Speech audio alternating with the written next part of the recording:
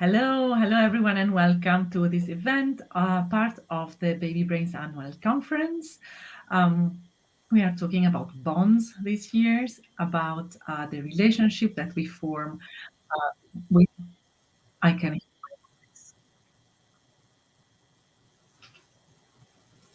That's very strange. Excuse me, there is a technical problems. Can you hear me all right, Iroise? Yes. Yeah. Okay. Good. So, yeah, we're talking about relationships that we form with our little ones, with our not so little one anymore. And this year we want to expand, continue from baby brains and explore the adolescent brains. And this is why we have Professor Iroise Dumonthel here with us today from Birkbeck University. Thank you so much for coming. Thank you. Thanks. Thank you for accepting the invitation with late notice, and thank you for being available to listen to our questions and see the answers that you can find. We have spoken about the teenage brain already this morning. You can find our talk on YouTube and on Facebook. And so today we're talking with the expert herself. So could you tell a little bit about your journey from Paris to Birkbeck? I'm calling you from Paris today, so we kind of swapped places. Yes. How did that happen? I haven't been lived in Paris for a while. I guess I was interested in sciences in general, and so I studied biological sciences, and then I realized I was particularly interested in the brain, and so I did a kind of MSc in cognitive sciences in Paris at Paris, and then in France, the approach to psychology, at least at the time for a while, was a little bit more towards psychotherapy and Freudian influence rather than the kind of experimental psychology approach. And so I decided to come to London to do my PhD to learn more and to get experience from this experimental psychology and cognitive neuroscience approach. So I first worked in adults, looking at the function of the rostral prefrontal cortex, which is just behind the forehead here at the front of the brain, and then I was interested in seeing how the functions, sort of the cognitive functions, the thinking function associated with these brain regions, improve or kind of develop during childhood and adolescence. And that's pretty much what I've been working on since. So that's why I moved to the UK, is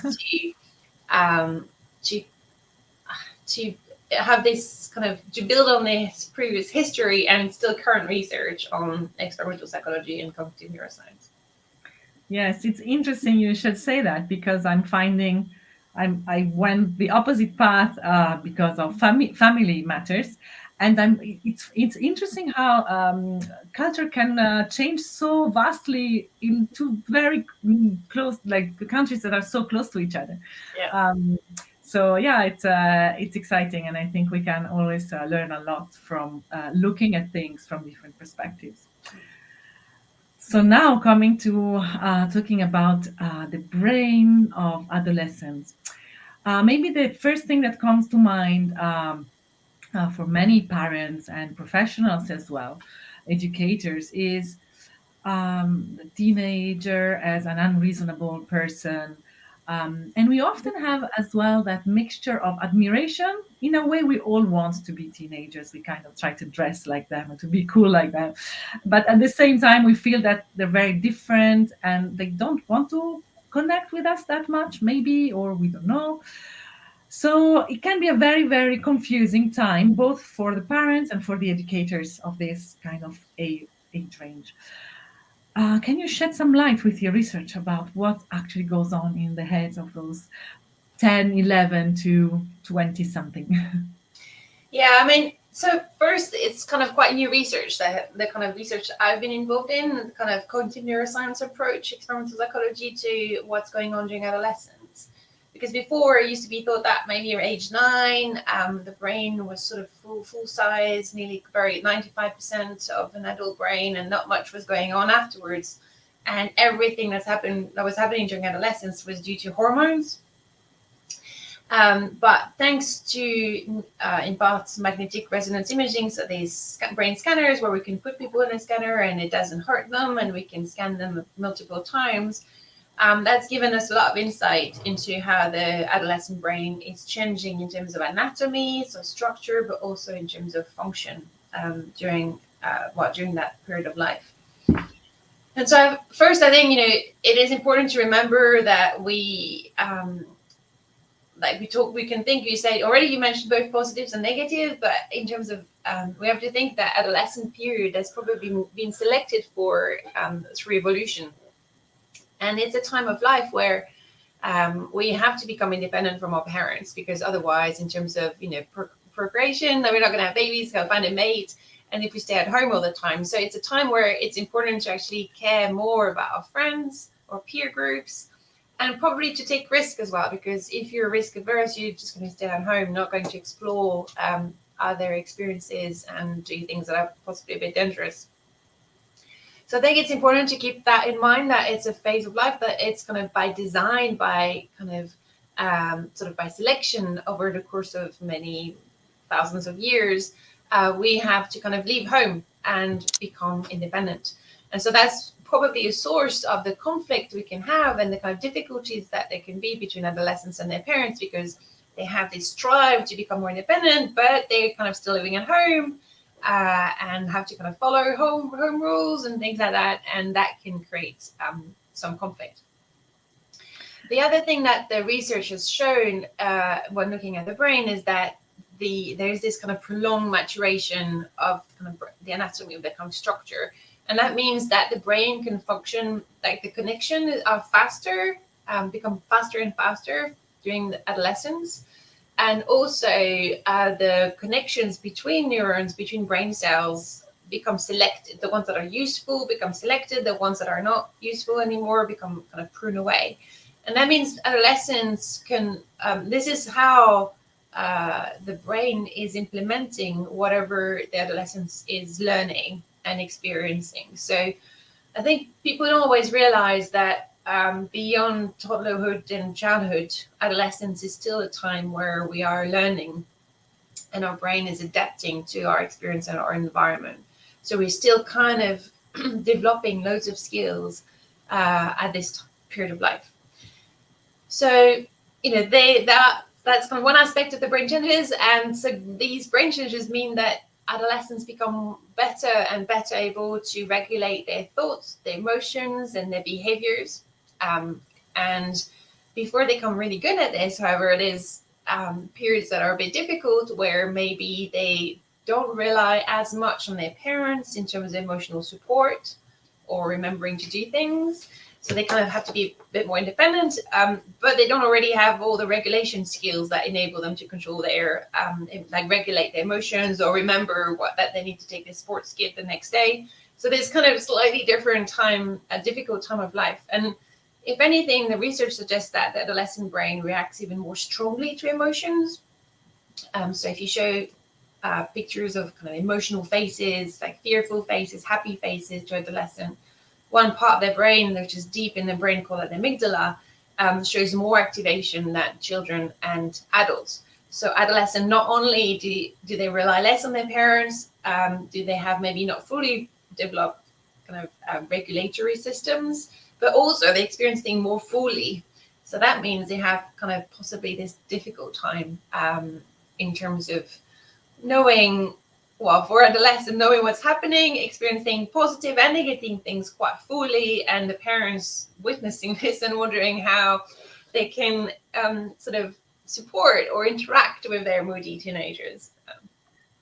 It's interesting what you're saying, that at the same time they feel more, looks like they feel more strongly, and at the same time they have less of this regulatory system in place. And so it's like, if we imagine, I don't know, a river with those how are they called, the dams, I think, where basically it's just lots of water coming in, and then what do we do with that? Yeah. And it certainly rings some bells of my personal life. And and at the same time, it's really helpful to be reminded that it's in development. It's not, we have this tendency to expect from an adolescent person a behavior that's almost very similar to that of an adult, because we realize they can do this. To be honest, in thinking, they are faster than I am. You can tell that sometimes, they're so clever and so fast, and then you kind of expect, okay, then they're mature, they can deal with their own life. And no, we're not there yet. It's really. Yeah, in fast, around age 18 is probably where you're fastest. So if you just have like something flash on the screen and you press a button, around 18, 19, that's where your fastest is doing this. So your brain is kind of responding kind of really quickly, can process things very quickly, as you said. Yeah, that's interesting. So in this kind of, it's a matter of supporting them, and it's also maybe a matter of kind of a little bit negotiating space in the house and in the family life, and there are different needs and tendencies, and it's interesting, like your perspective saying, well, it's good that they exist because those teenagers needs to make their way out of the family to build their own, and that's how human species evolves and how it carries on. But while we live together, while we spend time together, while they're in school and in a quite adult defined structure, we need a lot of this putting ourselves in other people's shoes to try and figure out how we do this in the best possible way. And so you've mentioned already all your work on the rostral prefrontal cortex. And at BabyBrains, we talk a lot about the theory of mind, and we try to introduce this concept to parents from the start, because I think it's a mental category that if parents had it, could really help from the start, really help thinking about that other person we are developing with. And so would love to hear from you what happens there during adolescence. How is the brain changing, and how is the mind changing in terms of theory of mind? So for a while, the research again was showing like people were using always very similar tasks, this kind of false belief task, which is whether you understand someone else might have different knowledge from you. So they hid an object somewhere and the other person leaves, and you come back and say, where is she going to look for it? She's going to look for where she left it last because she doesn't know what happened to it. And kind of these false belief tasks show, good performance, maybe around age 5, 6. And beyond that, you don't really see any progress because they sort of reach maximum performance. And this seemed to be kind of in conflict somehow with other research suggesting that adolescents' social skills might not be exactly the same as adults, social interactions might not be the same as adults. And so we started looking at whether adolescents or during development, there might be changes in how people use their theory of mind in daily interactions. So if we directly, explicitly ask someone, what is she thinking and what do you think they've seen, then all adolescents can do this perfectly fine. But the question here is that if you're interacting with someone, do you keep in mind what they might know and what they might see in your interaction with them? And do you kind of automatically do that without being explicitly prompted?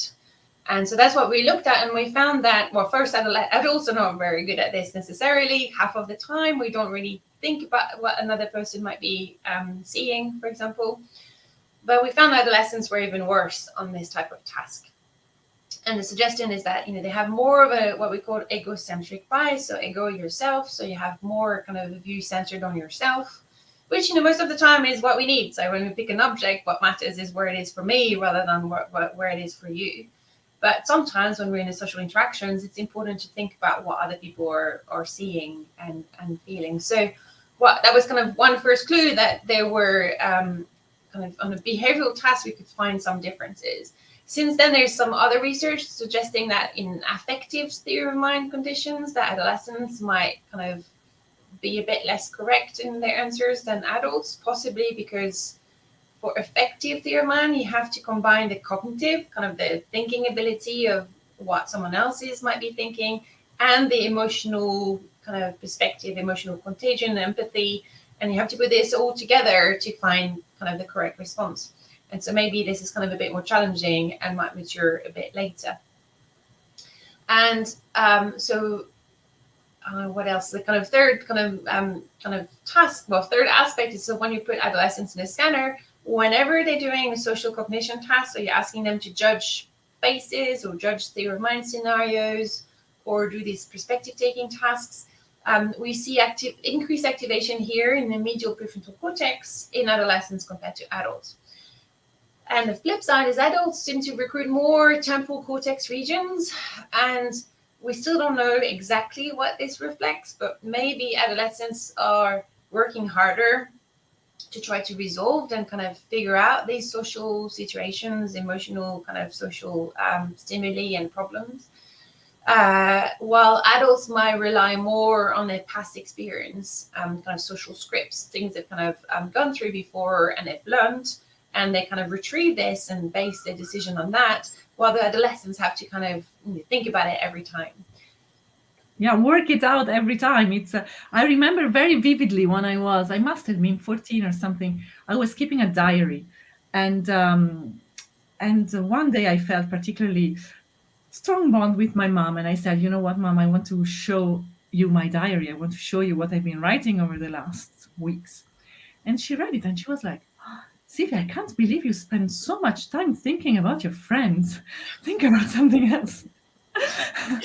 So she had quite a negative take on it. But now, looking like after what you've said, it's like I just had to work it all out. To her, it might have seemed obvious. Oh yeah, that one is that type of character, and that one is that other type of character. And probably my mom saw them and just figured out, because through her experience, she had all that analysis. But for me, it was the first time. And so it took a lot of kind of thinking through it, observing, trying to make the connection. And so I guess it's important for us as parents to realize that, and also to kind of put ourselves in the place where we notice how little experience they have and how they can still figure out these things. And it's a time, I think it's an opportunity for connection with them, actually, if we take it. Yeah, I mean, it's for them, it's also a time, you're saying trying to understand their friends, probably trying to understand themselves, right? So adolescence is a time where you develop your social identity, what you care about, what group you might belong to, what type of people, you're more like music focused or politics focused, and all these kind of things, that's emerging, and they're trying to kind of figure that out during adolescence. Yeah, I've got someone here telling us, have we as adults forgotten how to really modulate our own emotion? Is that why we feel so uncomfortable around teenagers ones? Doesn't our reaction tell us more about us rather than them? Yeah, that's interesting. I mean, as always, the adults are considered as the perfect kind of the goal template. And so what we talk about, we say that adolescents are overreactive to emotions, kind of experience them kind of more strongly than adults, and adults being the kind of the norm. But it's right, maybe some people are saying that our emotions are a bit more blunted in adulthood.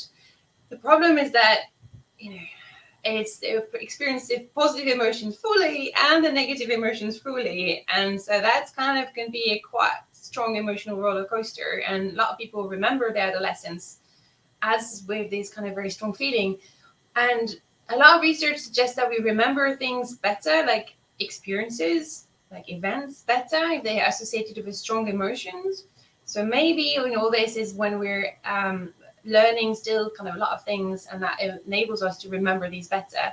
While in adulthood, we don't feel these maybe emotions as strongly because we're not in that phase of learning kind of as strong, as kind of as important learning as during the phase of adolescence. But for example, mindfulness is a approach where you're supposed to try to experience your emotions fully and then let them go. So there's both kind of experiencing things fully in the moment, but also being able to move on. While adolescents would find that probably a bit more difficult, especially if they end up developing, anxiety or social emotional disorders. Yeah, and this was actually my next question for you about mindfulness and self-regulation. It seems like your research has looked in that direction as possible support for this for this time for people. And what have you learned there? What are the Well, so overall, the literature is quite mixed. So in adults, there's some evidence that it helps with pain, anxiety, depression, not in the acute phase, but try maybe to avoid relapse of anxiety and depression. And there's also some evidence that it changes your emotional regulation and your cognitive aspects of your cognitive control. But the sort of short-term studies are still quite limited in terms of if you do mindfulness mindfulness cognitive therapy for like 10 weeks or 8 weeks, I think is the standard training, what benefit do you get? As opposed to if you're a monk and you've been doing it like an hour of meditation or more every day for like the whole adult life, and that's something none of us can really achieve. But so what we were interested in is seeing whether adolescents might benefit from mindfulness. And we thought it could go both ways. So first, thinking that they're more plastic because they're still maturing and learning these kind of cognitive control, emotional regulation skills, we thought there might be more of an impact because there's more plasticity. But the flip side, we thought that possibly because the cognitive control skills are still not as mature, they might find it really hard to stay focused and have this sustained attention that is necessary during a meditation, and that actually we would not find benefit because it was too hard, they just couldn't do it. So in our study, we had a relaxation control condition. So we were keen to really have a tight control because there's a lot of hype around mindfulness, and trying to see is it really the mindfulness element that is important, as opposed to kind of thinking about your body, being maybe a bit more in touch with your emotion, talking with others about your emotions, which all these things that are happening during these training sessions. And what we found was that, well, first, the adolescents practice as much as the adults, which is not that much, but overall, because it's hard to get people to consistently, practice something.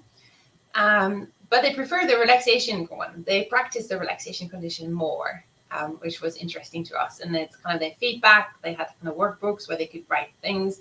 And it seemed that the relaxation condition gave more immediate benefits, and it was a bit more varied, while the mindfulness one was pretty much always kind of very similar, paying attention to your breath or your body or your thoughts, but kind of always quite similar. And possibly the effects are kind of a bit more on the long term. If you repeatedly practice this, you might have benefit, but not on the short term. So that's kind of the first point. Second point is that we did find some benefit in the speed of how quickly you could reorient your attention. And that was similar for adults and adolescents, which was quite interesting, seeing that actually, they might benefit as much. And the second point that we found benefit, which was only in adolescents and not in adults, was in terms of how much the amygdala, that region I talked about before, that shows greater activity to emotional phases in adolescents. Well, that showed less activity after mindfulness in adolescents and not in adults. So maybe this kind of potential kind of decrease of this kind of very strong negative strong reaction to emotions in adolescents. Mm-hmm. But the study was quite small, so that's kind of a major caveat. And overall, there's still more research going on at the moment. And the Myriad project, which is a very large trial that was funded here in the UK, did not actually find any beneficial effects, and kind of very big, kind of school-based. But this was an intervention that was where the teachers were trained to then do mindfulness with their pupils in schools, for what was called universal intervention. So everyone was doing it, and there they didn't find beneficial effect. If anything, they actually found some negative effect, which raised the issue: how are you not sure that your intervention are not always would always have beneficial effect? So the literature is still kind of debated. It might be more useful for certain sort of populations rather than everyone, and I don't think I think it's kind of still an avenue to focus on, but more research is needed. And one thing that I want to flag is that I've been to a conference on yoga, and then the yoga practitioners were like, well, it's all about mindfulness these days, but yoga has the physical activity plus the mindfulness. And maybe that's something to kind of keep in mind as well. So that, in terms of this day and age where we have obesity problems in our populations, having something where you're both physically active and maybe training or your mind might be also kind of a good thing. Yeah, it's for sure generation that we are underusing our body massively. So might be, yeah, it might be an interesting avenue. Yeah. And about your study, was it, did you invite people in the lab, or was it, because I'm thinking there are so many apps now as well that, but it would be much more difficult to control, I guess. I don't know. What do you think about this? Yeah, so now I think these days, I think it would be really interesting to see whether the apps what benefit can be coming from just the apps. And there's also ways of potentially monitoring how much they might be doing, or even if in terms of self-report. Now, we did it where a mindfulness teacher, well, it was the same for the mindfulness and relaxation, but she was a kind of mindfulness teacher expert. She went to a school, and after school, in the school, she would have a mindfulness training or relaxation training with a group of sort of 14 or so pupils. And so we thought that was kind of easiest because they were already in a school, and then they can do it. And it was also this standard 8-week training program that is used for quite a lot of mindfulness. But in terms of what happened during the week, we were using a workbook and recordings to kind of do the meditation. And I think potentially a combination of in-person sessions, which I think have an important element in terms of reflection on your emotions and kind of what's going on when you're trying this mindfulness, this meditation, and the app for the kind of regular daily activities. I think that probably would be quite strong thing to try. Yeah. Yeah, exciting. We have one more question from Sarah, who says, do we know something about if and how adolescents try to figure out their parents' point of view? I don't think they would do automatically much. Again, so we have a tendency to think about our own view, and I think adolescents care so much about their friends and what's happening in their life, and not really about the consequences of kind of long-term consequences of not working on their GCSE exams, or then I don't think they would kind of do that as much. And so I think it is a question of how to foster that, and I think it has to go both ways. So adults kind of engaging in discussion and trying to kind of put themselves in their shoes and saying, why are you so unhappy or sad about this this text message you received from your best friend.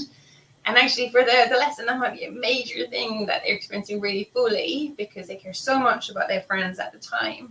So maybe kind of putting yourself in their shoes, and then engaging in debate about for other things, about, for example, why you might be worried when they come home late, and kind of putting themselves in your shoes in that sense. And I think how to try and talk about that, it's probably through talking that you can kind of engage this more. Yeah. So on this, we're kind of coming to a close. If you just had one thing to say to all parents and educators with adolescents, what would that be? Your main take-home message? Well, I think knowing more about what's happening in the adolescent brain is probably useful, both for adolescents and their parents. So that means all of them might kind of can take a slight step back and have a better understanding of why they might be acting this way and reacting this way. And that might be kind of something that, well, also a good point of discussion, right? So we're talking about how to kind of foster this discussion. If you say, oh, look, adults are not very good, that they also have an egocentric bias, and we need to work on this, so that, and we might be feeling things differently because your brain is different from mine. That might be a kind of a fruitful way to kind of engage conversation, and kind of help adolescents also think that their experiences are maybe not typical, but in the sense that there's so much variability, but that is something that can happen during adolescence. Yeah. Thank you so much, Professor Iroise Dumonthel. It has been really a pleasure, and it's so helpful to speak to you today. We wish you a wonderful rest of the day in the heat wave in London. And what I'm wearing. Yes, and we hope to have you back soon, maybe one day at BabyBrains. Sure. Bye. Thank Thank you. you. Thanks. Bye bye.